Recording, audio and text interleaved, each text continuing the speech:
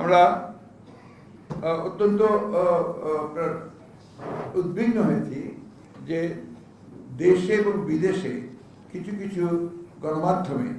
বাংলাদেশের বর্তমান পরিস্থিতি নিয়ে এক বিভ্রান্তিকর আপনার খবর সংবাদ পরিবেশন করা হচ্ছে এবং সেখানে আপনার বিভিন্নভাবে আপনার সংখ্যালঘু সম্প্রদায়ের উপরে আক্রমণ, জনগণের আপনার আইন শৃঙ্খলা পরিস্থিতির অবনতি, এই সমস্ত বিষয়গুলো তুলে ধরছে, যা আমরা মনে করি যে একেবারেই সঠিক নয়। কিছু কিছু জায়গায় কিছু কিছু সমস্যা তৈরি হয়েছে, নিঃসন্দেহে সমস্যাগুলো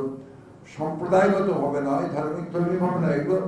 আপনার রাজনৈতিক ঘটনা ঘটেছে। কোথাও হয়তো দেখা গেছে যে আপনার একজন বাড়ি ক্ষতিগ্রস্ত হয়েছে, আমরা হয়েছে,